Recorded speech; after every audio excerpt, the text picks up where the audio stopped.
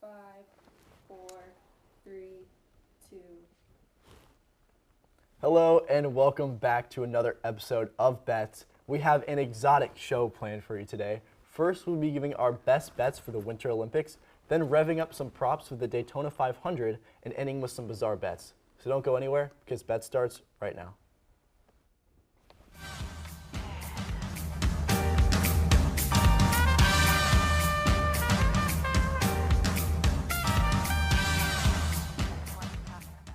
And welcome back. To my left, Augie Aronson. How are we doing? Oh, I'm doing fantastic. I'm so ready to talk about the show today. It's going to be a good one. We got some brain power was definitely used in the last couple of days of studying, and Mostly last we're night. gonna or this morning, yeah. Or this And morning. we're gonna make you guys some money today. I feel good. For sure. Scott? I'm so unbelievably fired up today. I can't stress it enough. I mean, the Olympics just has me fired up. Yeah, when I walked into the studio today, I saw Scott Harris too. I also got fired up, and I'm ready. Let's do it. Yeah, first segment, we're going to be going over the Winter Olympics. And our special guest today, Miguel. How are we doing? Hey guys, I'm doing amazing and I'm just ready to make some money. Oh yeah, us too. I think we're gonna be pretty successful today if you ask me. But first pick, Augie. Let's go. It's a sport you guys have never heard about, and probably for good reason. It only got brought around in 2014. It's called luge, okay? You could be asking yourself, Augie, what is luge? Augie doesn't really know, but Augie's going to explain to you what he thinks he knows about it. Essentially, you race on a one-person sled. But now this race specifically is the mixed event. Germany has dominated. They're at minus 170 to win the mixed luge. Essentially, it's a relay. It's not like a relay race like how in track where you have passing batons. Essentially, it is one woman races, one man races, and then they do a doubles where they kind of like sit on top of each other and go down the sled. It's kind of funny, but pretty much Germany has won this event every single time since 2014. They've already won 4 medals this Olympic cycle for luge. As you see right here, Langenhahn, the German, this is his race. He got up to 80 miles an hour in this event. They fly, and I mean they fly. Like you'll see down in the backstretch of this guy is flying around the corner. And I think he won gold medal. So the Germans are really good at this sport. It's like I said, it's a new sport. They dominate this sport. I mean, look at that. Like, Jesus, that guy is flying. But yeah, so Germany at minus 150. I think the odds have since moved to even worse, and as far as like minus 200. So if you caught it a little early, like I did, you got a better chance of winning. But yeah, Germany dominates this sport. Keep it simple. Keep it Germany.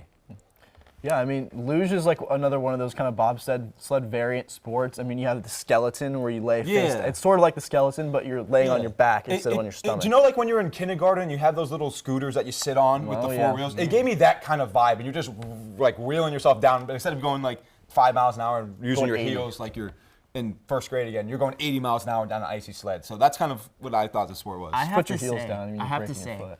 I've never been so mesmerized watching like a highlight before. That was like freaking crazy. Yeah, that guy was that they're- flying, dude. The fact that they're just flying in that little sled. If one thing goes wrong, they're off the They're track. done. Yeah, insane. They're done. It's insane. Wow. Yeah. I mean, yeah, absolutely ridiculous. But I'm also going to be talking about some bobsled variant. I got monobob.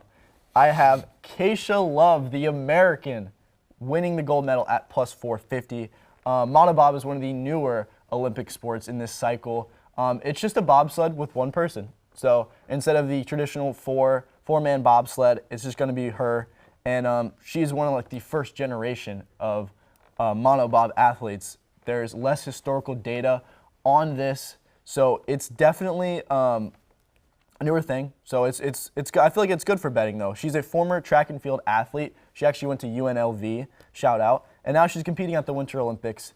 Very interesting career switch there, but you know she's got a need for speed. I think that's going to translate into the monobob. And as she made her Olympic debut in the last cycle when she was a break woman for Kaylee Humphreys in 2022 for the bobsled, and they finished 7th. So I think she translates to monobob, and I think it works out for her. I have her winning at plus 450. I trust the American. Yeah, I've seen a lot of track athletes have switched to like bobsledding just because of the fact that they got to start off with the drive. So I don't think she's not the first. I've seen that a lot lately, but yeah, I like the pick. Yeah, absolutely. I'm pretty confident Yeah, about it. there we go. All right, Miguel, give us your pick for this segment. Hey guys, I'm also gonna go with bobsled, except I'm gonna go with a 4-man. And if you know Cool Runnings, you know I'm gonna go with Jamaica for plus 5,000. Now, they they have passion, they have the heart. You know, this is like our team that actually is going to go for the gold. They won their first international gold in November, but they've never won gold in the Olympics. So hopefully this time they can go for gold again and, you know, win for their nation. I'm a huge Cool Runnings fan, so that's why I'm going with this pick. And yeah.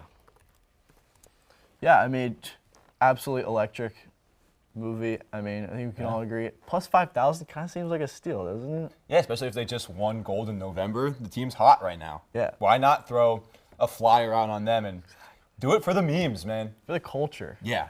And if they win at plus 5,000, you're sitting pretty nice. So if you put like $5 on it, you're sitting Yeah. pretty nice. But Scott, are you feeling the rhythm? It's that dream team right there. You know, I'm feeling it.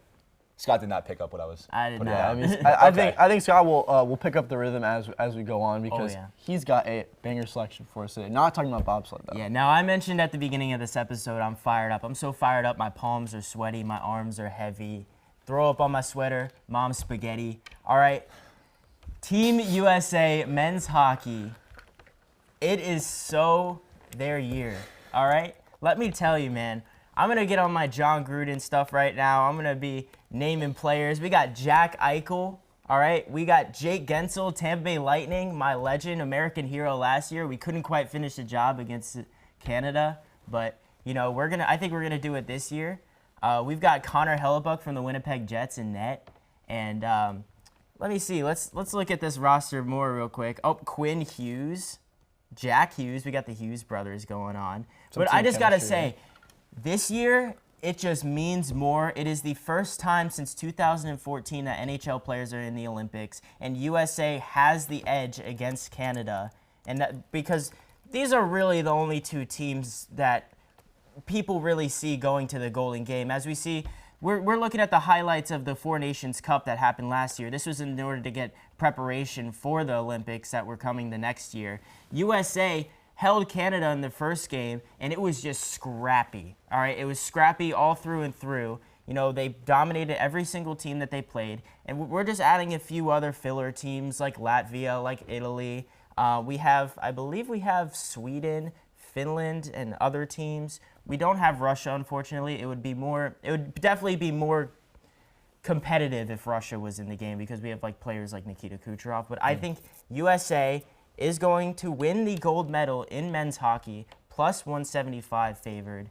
But I also have to give a shout out to women's hockey, which I was going to make a pick on them as well. They are undefeated right now, 4-0. Because they start a little before, they don't have the odds up anymore for their gold medal. But I have them winning as well because just U.S. women's hockey is doing absolute wonders right now in the Olympic tournament. They have been for years.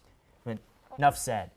Yeah, I saw they took down Canada yesterday. A lopsided game. I saw a video on Instagram of a lady scoring a goal. I don't remember her name, but she scored a goal, and the Canada player was on the ice, and she's just standing over, staring down at her, and just talking some nice language to her, making dinner reservations. But yeah, it seemed like a great victory for them. And you talked about it. You said the Finns are in this one. They're the defending champions. Yeah. But they just lost to Czechoslovakia in dominant fashion. They lost by, I think they lost 4-1. So like, Yeah. this is Team USA's time to strike. Adding teams like Czechoslovakia and especially the Czech Republic as well, that's adding more edge, of course. You know, I called them filler teams earlier, but I'm saying more of the teams like Italy and Latvia and stuff like that. But it's going to be really interesting because we're seeing players that we've never seen in international play on this level before. We've seen the IIHF, which is a separate tournament that they do for some NHL players do it, not always. It's a summer league. But this tournament means so much more than it has in the past years, and I'm so stoked to see what these teams can do. Now, Scott, is the NHL season going on at the same time, or did they put it on pause like they do international soccer break? So what they're doing is they did it last year with the Four Nations tournament. They are what would usually be a All-Star break is kind of lasting the entire month of February. They stopped playing games late last week, and until I believe about February 28th is when NHL play comes back. So they haven't had an All-Star Classic in a while. I believe it's been about 2 or 3 years since the NHL has had an All-Star game. And I just think it's a great replacement for an All-Star game because the All-Star game, there's no passion in it. stale. Yeah, there's no passion. We see it with the nowadays. NBA. The NBA All-Star game is dying, and it is tanking. NFL Pro Bowl. Views. Yeah, the Pro Not Bowl. The fun Pro to Bowl. They played the watch. Pro Bowl on a Tuesday night.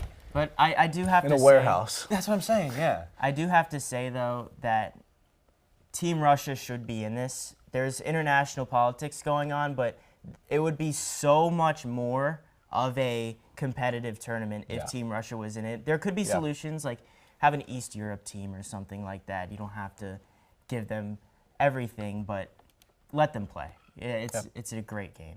Yeah, I mean, we're at the point where, I mean, the USA can compete with the best of the best in hockey, and it is awesome to see. It's no more Canada dominating the sport, so it's great to see that. One last question for you, Miguel. Do you think USA has what it takes to win gold?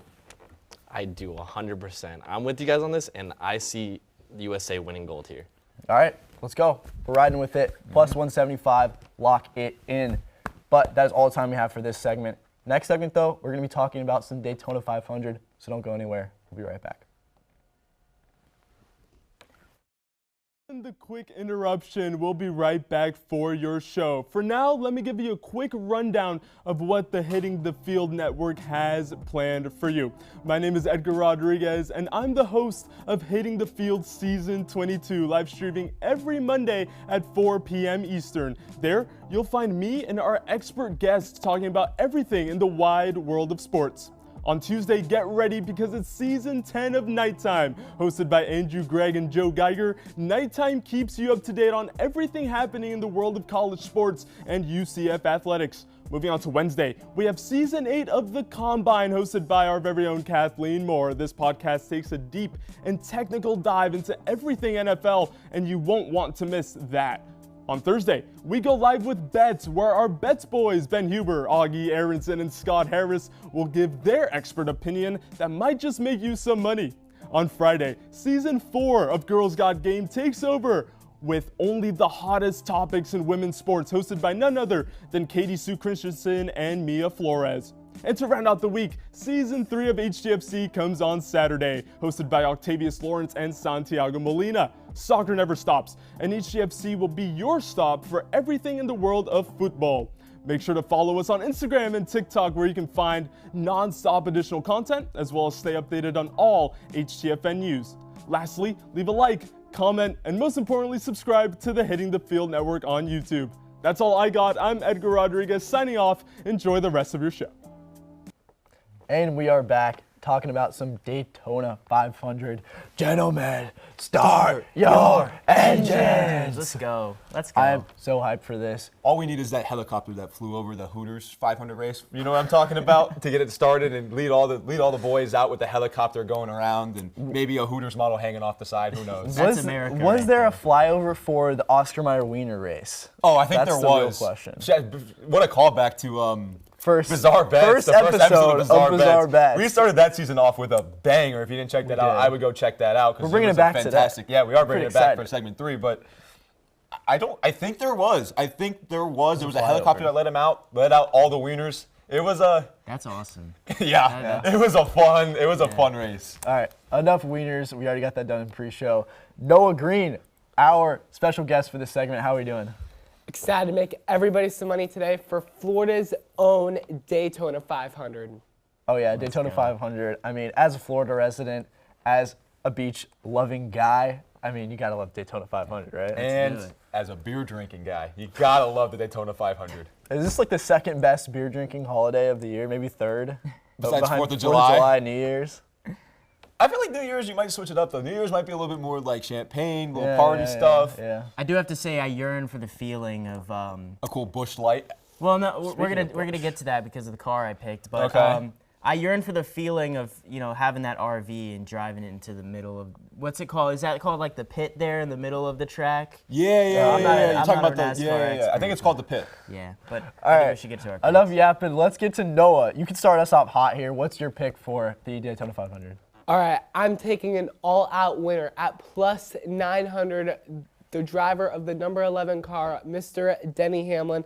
3 Daytona 500 victories. That's the most of any active racer. He's got a career driver rating of 85.5. This is a veteran who's been racing for just over 2 decades now, and I think he takes the cake over maybe some of the younger guys. Yeah, I mean, definitely one of the more well-known drivers in NASCAR. I mean, when you ask your parents, like, who's your favorite driver, they might say, well, Denny Hamlin, Tony Stewart, Jeff Gordon. And I mean, I'm sorry. Denny Hamlin's If your that favorite guy. driver is not Dale Sr., if you ask your parents and their favorite driver is not Dale Sr., then there's a bigger You problem. rest up. I mean, Yeah. me personally, it's Danica Patrick, but I mean, Excuse me? yeah. I mean, You're a big fan not of you Team guys? GoDaddy? Yeah, I mean, she wins every race, right? I'm probably not causes sure every about race to that. I think it's the crash. complete I'm opposite. I'm kidding. She's the guys. chaos. She was the chaos starter for She every was. race. She had sued chaos. But yeah, I mean, I like that pick of plus 900. It feels pretty good. I mean, you throw a flyer out there on that. But Augie, what's your pick?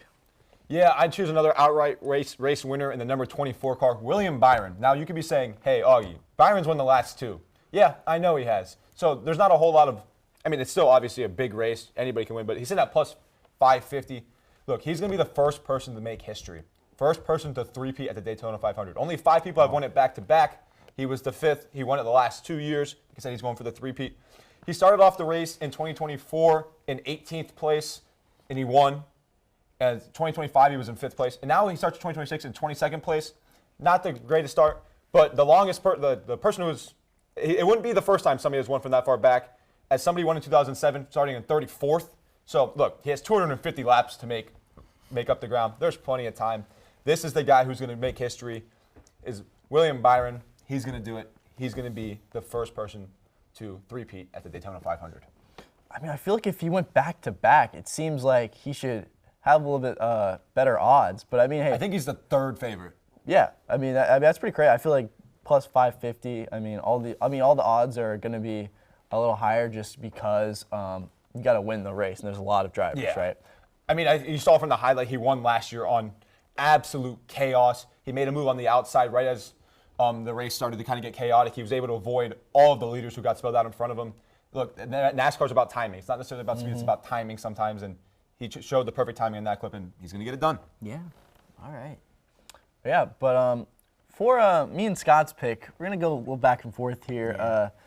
Start us off. It's going to be the Battle of the Bush here. Yeah, Battle of the Bush. So I've got the Bush car, Ross Chastain, to finish top 3. We're playing it safe, me and Ben. We're gonna do the top 3 picks. What so a sweet wrapping on We've that got car. plus amazing. 850 for him. He has no Daytona 500 wins. He has 6 career Cup wins. His last win was in the Coca-Cola 600 in Charlotte. And I believe that, he's got this drive in him. He's got this drive, no pun intended, that he can take it away. And if you look good, you play good. So I think he's going to win the race. He had this move a few years ago. The NASCAR actually banned the move. He did a wall ride against, and it made him like faster. some Lightning McQueen. Yeah, it bounced the car so much that it made him go faster, and he had a top finish. And I think it was 2023 or 2022. That sounds This happened. sick. It sounds amazing. awesome. And they banned it. NASCAR banned No it. But I fun. think he's a smart driver, and he's going to take this. But the Bush car looks so good that I think he's going to drive good. And then he's going to enjoy a nice Bush after the race. Yeah, I think he's going to crack it open. You know, I'll crack one open in If Ross wins, Good we'll all celebration. be cracking open a Bush. yeah. All right. I feel like it's mandatory, honestly. You kind of have to, yeah. But for my pick, like I said, Battle of the Bush, I got Kyle Busch to finish top 3. This guy is a problem in NASCAR. I mean, he's got the Zins on his uniform, and his last name is Bush. I mean, dude, come on. This guy is like America's man. His style, I mean, he rides the mid-pack early, avoids trouble. He's a pretty safe driver. And then he starts kind of just creeping towards the front when it starts to get late. I mean, inside the top 5 with 15 to go. I think he can survive the chaos. He stays out of trouble. And I think that's a top 3 ticket that without crashes, I mean, he doesn't need perfection, right? He just needs to get in the top 3, right? I think this ticket can definitely cash.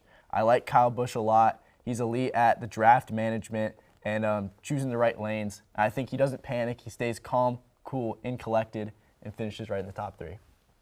I think.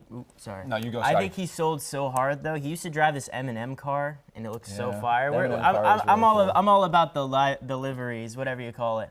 I'm all about that. He had this M&M car. It looks so fire. I have to say, totally not a problematic driver in Kyle Busch, but he's got some fire clips that you see on the hot mic. It's really cool. Yeah, I mean, Kyle Busch has been doing it for a very, very long time, and everybody knows how good of a driver Kyle Busch is. So Absolutely. I like the pick. I am surprised though you guys went top 3 finishes. Nobody. I'm surprised that only Noah and I chose straight up winners. Yeah. I guess we just don't have the. We guts show to betting do over it. here, boys. What are we doing? Yeah. What are we doing? I mean, hey, in theory, both me and Scott could hit, so I could hit too. My guys already won it twice. it's true. Noah could hit. Who knows? Denny Hamlin's a great driver. Knows. I want to hear from Noah. Yeah, I was gonna say, Yeah. Noah, between me and Scott, who do you think's got the best chance of this bet hitting? Which Bush guy is going to get it done? I'm not gonna lie. I think Scott's guy's gonna get it done. Let's go. I really do. Honestly, though, overall, Denny Hamlin, he has to win the race. Listen, DraftKings is literally calling this Denny Hamlin's revenge tour. He just lost his father, unfortunately, and this is a guy who wants to be a first ballot Hall of Famer in NASCAR. He wants to win that world. He wants to win that Cup Series, and he wants to overall be the most dominant. So I think Bush can absolutely finish top 3. I think that's not gonna matter because Denny Hamlin's gonna win.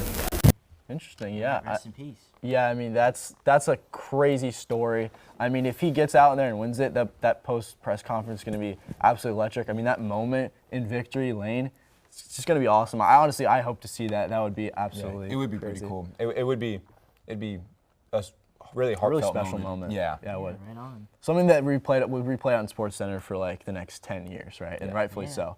But that's going to be all the time we have for this segment. Thank you, Noah, for coming on, giving us your expert opinion. But stay tuned. We'll be going over some bizarre bets in the next segment.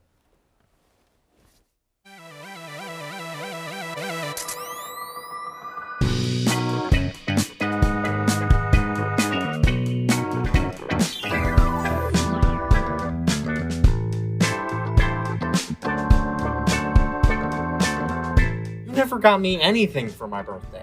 I don't even know what that is. I thought birthdays were every 100 years like the Kids' Choice Awards. What? Ah, finally, he's here, man. Ah, he's always late. Who? Marcus?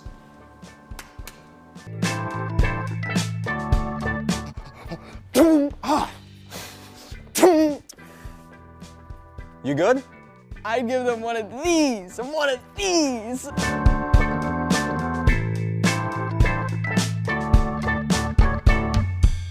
Behind every on-screen moment is a whole team of engineers and technologists. And you can be a part of such a team through SMPTE at UCF.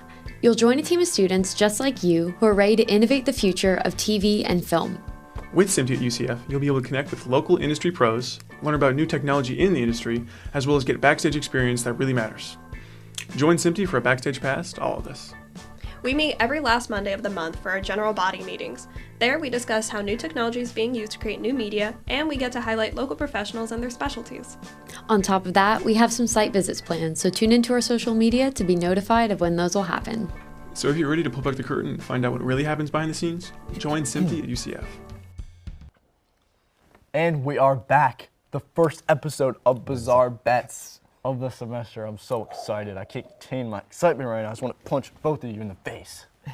Yeah, no, I feel the same way. Like, Bizarre Bets last semester was just so much fun, and it was so awesome to do. Like, we even referenced it in the second segment about the racing wieners and everything that was, and I'm so excited to be back. I'm excited. I'm so excited to be back. This is my first time doing it. I'm so stoked. This is why I'm like, starting in pre-show, I was so stoked, especially for this segment. Yeah, if you don't remember the first episode, it was the cheese wheel race, the Gloucester Hill cheese wheel race, Oscar Mayer wiener wheel race. We had Love Island. We had the Pope and who the new Pope was going to be and what his name was going to be. And we aliens. had... Oh, we had Micah Parsons. Oh, yeah. The aliens one was It was the great. trade. We had all kinds of fun stuff. It was fantastic, and I'm so excited. I to remember be back. that was my first ever appearance on It HTF. was. That was my debut episode. That, For what? It the wasn't first- that He's on the segment. first We were segment. talking First about NFL, but I remember I was cracking up. George Karloftis. Yeah, George Karloftis. forget. Karloftis. Oh, boy. All right. So, Bizarre Bets. Augie, give us your first pick. Yeah, we're starting off pretty bizarre here. We're going horse racing.